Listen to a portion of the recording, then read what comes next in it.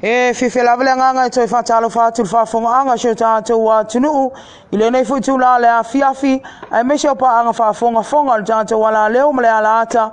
Malo lava le tawa tai malo le whaamalosi tiutem whaiva sa whenga iai. Ai usimai el whafonga. O se oto otonga nei o tātou tāla fau. Ile nei fo i aso tofi. E to muati a tātou tala o le asonga fua le vai aso fau. Lea ua fuafua e a mata aloa ia i le iloilonga. O se tamae whaasfulu ona tausanga le matua. I molianga e wha le whaia ni whainga a inga whai wha malosi. Malona lava a whawhine moni. Ma na maitanga wha a wha isi nei tene titi. Na a fia i nei winga matanga. Na tua ia na whaia iai. Elo na tama moni. Lea o lo umolia. O le tama leo le atu lai wha misinonga molunga. O Manuele Brown. Leo lo ia te ena o manei molianga. Ua whaia wha sanga ia te ia. I le nei mata upolo o whaalia ina maitanga le nei tene titi. I le whato asfulu tolu o ntausanga. Le ana ia whaamtala ina a o le imaliu. Na whaapa ua elo na tina moni. O le tausanga na so o aina to e maitanga i foisi nei tene titi. I lona tamaa lava. Ina ua sfulu wha o ntausanga. Ma to e whaapa ua i foi elo na tina. Na whaapena foi le maitanga lona tolu. Ma le maitanga muli muli. I le tausanga o mawai. A o le iau mai a loasi nei tene titi. Ma tu i lalo le vava inga malu. A le to o manga mo e poponga tia. O le nei mata upuna mafua o na iloa il to o manga. Ina ua lipotia mai e sui a wai il to o manga i le afio anga fasta uta. Le nei mata upu onga onga. Mawhai a iloa su isuenga. E ui o malio sana rosa i le masino Februari. Ilo na aso lima o tausanga nei. Ai na uma ile ola o sana rosa. A o tau sia i lalo to o manga mo e poponga tia. Mai le mai fatu. E pe ono whaamtala ina i fō mai. Na mafua mai o na o afianga. O winga mātanga amale alofa. O lo tua ia na whaia iai. E o na mātua moni. O le nei mata upo le a fua lava i le mori mau o sana rosa o le imaliu. A toa ai male tina o lona tina. Po lona grandmother. A o le imaliu sana rosa. Na umai e sana rosa se fe au taua. Mo mātua uma o sa moa. Ina ia manatua o le whea sana rosa e whaapea ia ngata ia te au le mea mo tupu ia te au wha mole mole mātua uma ia o tau wala lofa ia o tau whanau. O le nei loilonga lo o fuafua e tasi le vai aso atoa le a whaatino inai i luma o le whaamasinonga maualunga. Inisi o tātou tala ua ave se wheau ma se fautuanga le afionga le tamaita i whaamisino ngā maualunga ia mata keli tua tangaloa. I se tasiolo ia ale vaenga sue po le prosecutor ale official lawyer sili. Ona ole tūlanga i lona le fia. I le whaafoina le mata upa e pe ona lauina i le iunga. O se tasi na avea mapule o le vaenga o whela ua inga lau ele savai. Ia mata afa se pulini.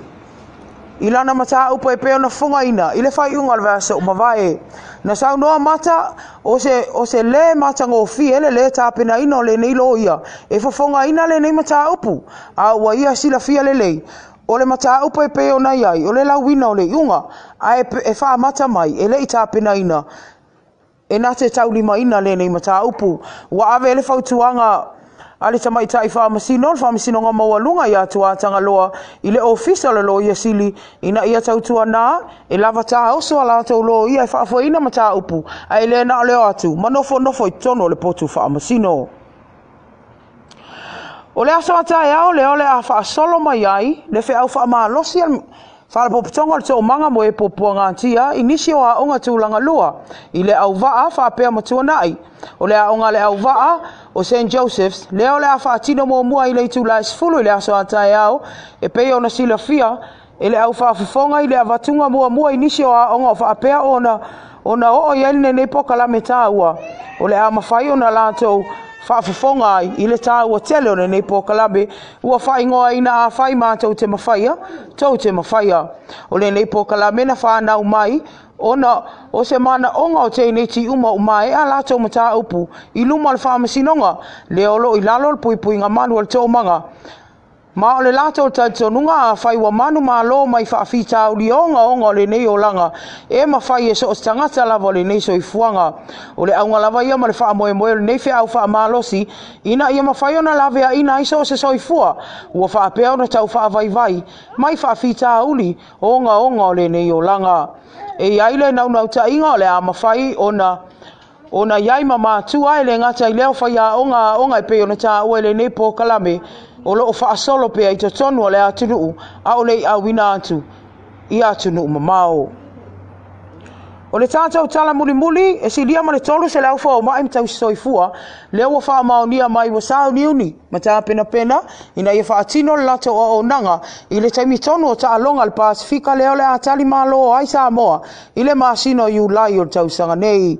O nei ta alonga e si lia ma le lua afe au ta alo e le ngata i leo i la atoa le a whaatino ina nei ta alonga o le a whaapeo na malanga mai matali malo ai Samoa. E pe ona sau noa le afionga le lipa le mia i nisi o fono tanga mla utu stala i maasina o mawai ua lava ta pena sa moa e talia nei ta longa ai me se lava o le itu tau whatali malo ma mea tau mafa ina ia le lei a toa. Ua whaalia o nei fo mai ma tau si soifua ua iai lava no fuanga ua whaatino ina mawhai ona lātou no foia mawhai ngō fiai le whaatino ina o le lātou ngā luenga. Mr. Ngango ma le whawhonganga seo tātou wā tunu i o se o tonga na tātou talafou le nei fo i tūlā le a fiafi tali sono le ato e Moses i ona whapoponga le temila whapenei le aso atai au a ia manu tele ina lava fuafuanga o lo whenga i ma le a tunu whamanuia tele lava le atua whaasoi fuaia.